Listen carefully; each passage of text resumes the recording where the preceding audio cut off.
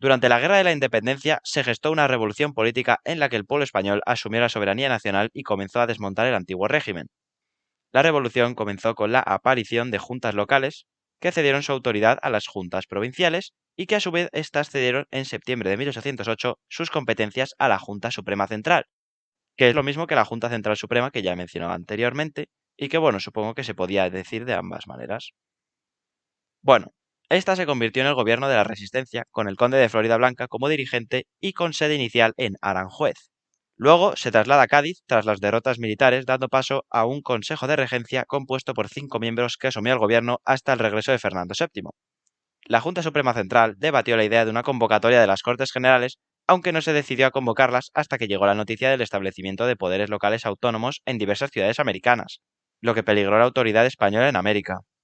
Las Cortes comenzaron a reunirse en la Asamblea Constituyente y asumieron la soberanía nacional, iniciando las sesiones con el juramento de los diputados de defender la integridad de la nación española, incluyendo América.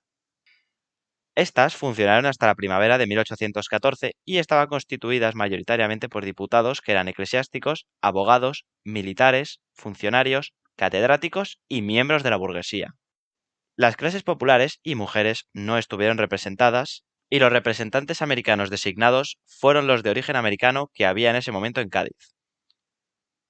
Había tres tendencias políticas o ideologías políticas: los liberales, partidarios de reformas revolucionarias que acabaran con el antiguo régimen;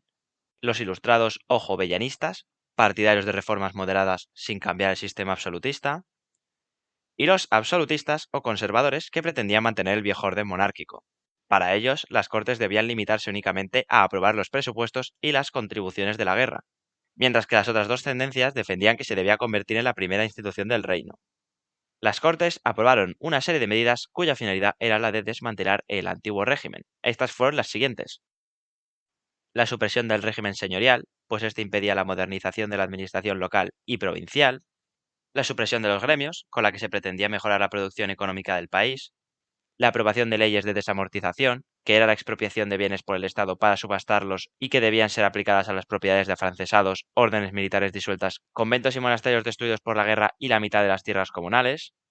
la supresión de aduanas interiores y el honrado concejo de la Mesta, que era una asociación de pastores que tenían privilegios como la exención del servicio militar y la de testificar en los juicios;